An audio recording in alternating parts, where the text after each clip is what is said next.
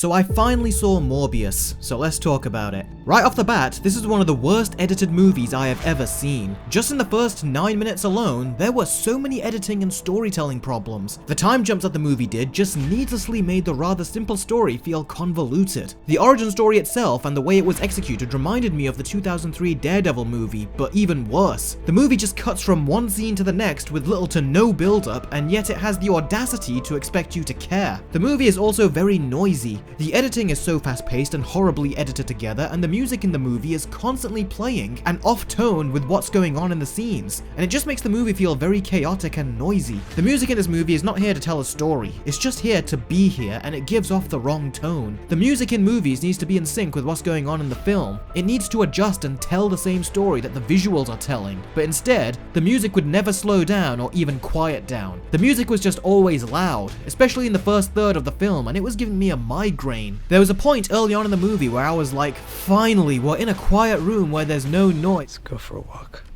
How's Martine doing these days? Dr. Bang. Oh my god, you just entered the room and you sat down. Now you want to go for a walk? You see what I mean when I talk about the editing? The music did get better in the last 10 minutes, but that's about it. A lot of the scenes in this movie felt dead. It felt like, here is the set piece, here is the origin story, here is the hero learning how to use his powers, and as a result, Morbius's transformation doesn't even feel earned. It just feels like another random scene. His origin story is also incomprehensible. It should be so freaking simple to explain, but the movie's editing and constant time jumps and perspective jumps just confuses you, and I was struggling to keep a grasp of what he was doing to himself. The only reason I knew what was going on is because the plot was explained in the trailer, otherwise I would have been none the wiser. As for the action scenes, there were cool parts to the action, but a lot of it was just a CGI mess where you're struggling to see what's going on. And I did not like the waves on his arms, as they just made stuff even harder to see most of the time. It also feels like they ripped this off from the prototype game, even down to the flying pose that he does. Now I did like the vampire visuals in this movie. They're not consistent and they look bad at times, but there are a lot of great looking vampire faces and violent vampire bites, even though they be very careful with how much blood they show, if any. But it's cool to see all of these scary vampire faces in a PG-13 movie, and you know that when the MCU makes films with Blade, they're not going to make the vampires look this vicious and monstrous. So in that regard, I will give credit to Sony. But that being said,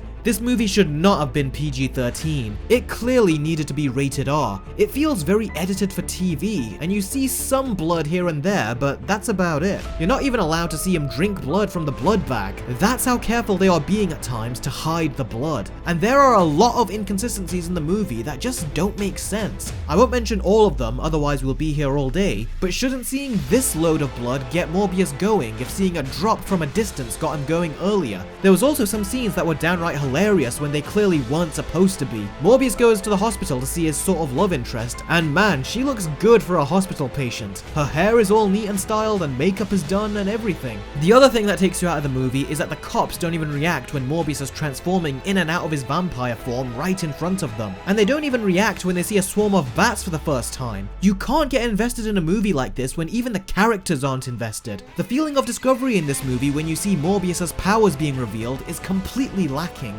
Also, how does Morbius jump to the very top of the stairs and then the cops catch up to him immediately after? Even a kid would tell you that makes no sense. Also, the music in the movie has many moments that feel like it's taken directly from Batman Begins, and me and my younger brother kept exchanging looks anytime that happened. The villain in this movie is played by Matt Smith, and he does a very good job with his performance, but much like the story, his arc feels rushed and choppily thrown together, which is a shame because by the end of the movie, I did see some true potential for this film.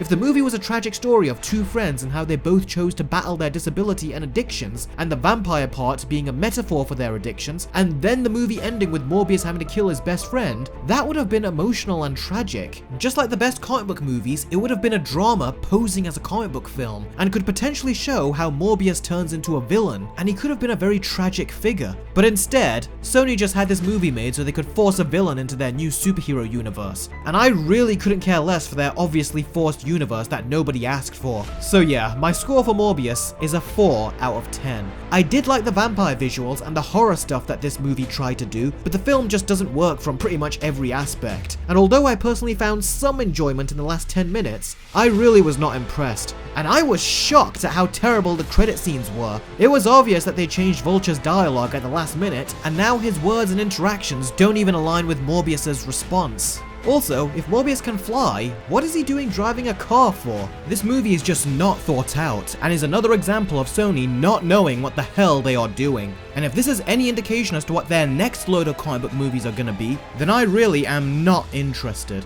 Give us what we all want. Give Sam Raimi and Mark Webb full creative control to make Spider-Man 4 and The Amazing Spider-Man 3. Stay out of their way, and just maybe, you will have a successful franchise on your hands.